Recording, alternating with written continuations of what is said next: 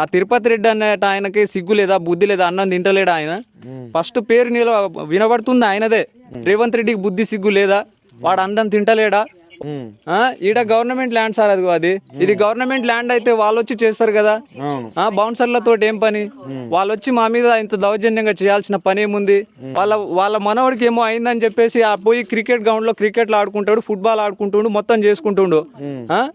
మా పరిస్థితి ఏంది ఈడ? మేము తినొద్దా? మేము బతుకొద్దా? మేము కార్లు అట్లా నడుపుకొని బతుకుతున్నాం, నీ ఇంటి మీద పడి ఏమన్నా తింటున్నామా?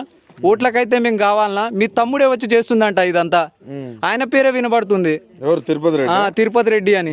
ఇంకెన్ని ఇంకా మొత్తం లాగేస్తుర్రు.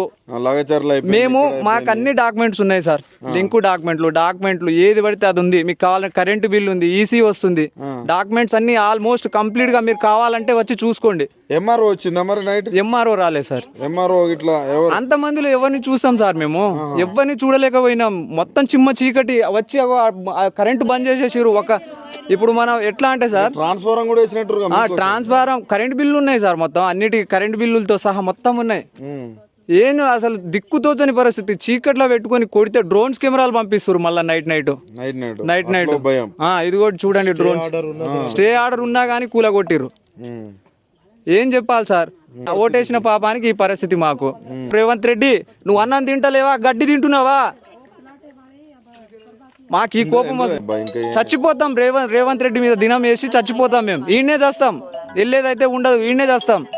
రేవంత్ రెడ్డి గారు, మీకు దండం అన్న పెడతాం. మేము ల్యాండ్ తీసుకున్నాం, మా దగ్గర అన్ని ఆధారాలు ఉన్నాయి, మాకు అన్ని ఉన్నాయి, కరెంటు బిల్లుతో సహా టోటల్ ఆల్మోస్ట్ హౌస్ ట్యాక్స్లు అంతా ఉన్నాయి. పైగా ఇంకోటి మీ ల్యాండ్ అని చెప్పేసి అంటున్నారు కదా, మా దగ్గర స్టే ఆర్డర్ గిట్ ఉంది. స్టే ఆర్డర్ అతిక్రమించి మరీ వచ్చి కూలగొట్టిరు. మీరు వీడికి రావాలి, మీరు కదిలి రావాలి. ఎంతసేపటికి నేను ఇది చేసినా లంబడోళ్ళని చూస్తా అని చెప్పేసి దొంగ మాటలు కాదు, ఇక డైరెక్ట్గా వచ్చి మాట్లాడు. నీకు దమ్ము ధైర్యం ఉంటే